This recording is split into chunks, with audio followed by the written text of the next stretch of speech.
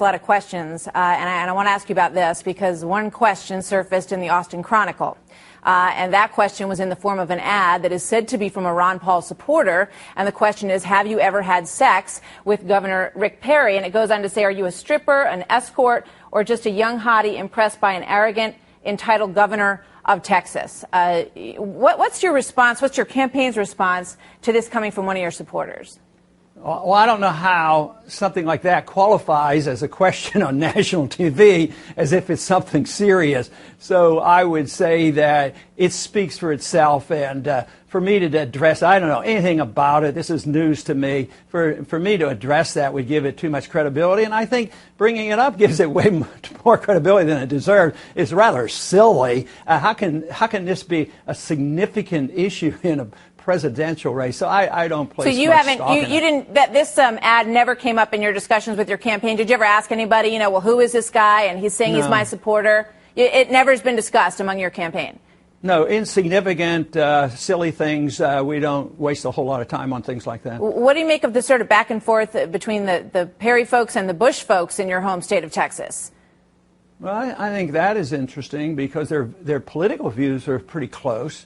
So I didn't know a whole lot about that. I don't get into the intrigue of personalities. So I think it has political significance, but I don't know much about that. I didn't know that actually was going on. Well, so in terms of this ad, and I know you think it's no big deal, but before I let you go, would you encourage this person to stop saying that he's one of your supporters as he run, in the framework of running this ad?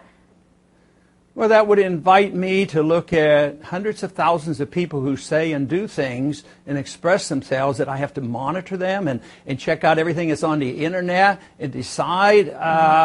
No, my first impression would be, why pay attention to it? Why give it credibility? So, no, I'm not going to engage myself in that, because I would be worrying about those kind of things, because there's a lot of things going on like that in a lot of campaigns. So I can make comments. I could study that ad and make a comment on it, but this whole thing doesn't invite me or incite me or encourage me to start analyzing everything everybody ever says on the internet or what they put in a newspaper. That would distract from the message I'm trying to deliver. All right, I got it. Congressman Ron Paul, thank you very much. Good to see you from New Hampshire this morning. We'll hear a lot more for you as the campaign moves forward. Thank you, sir.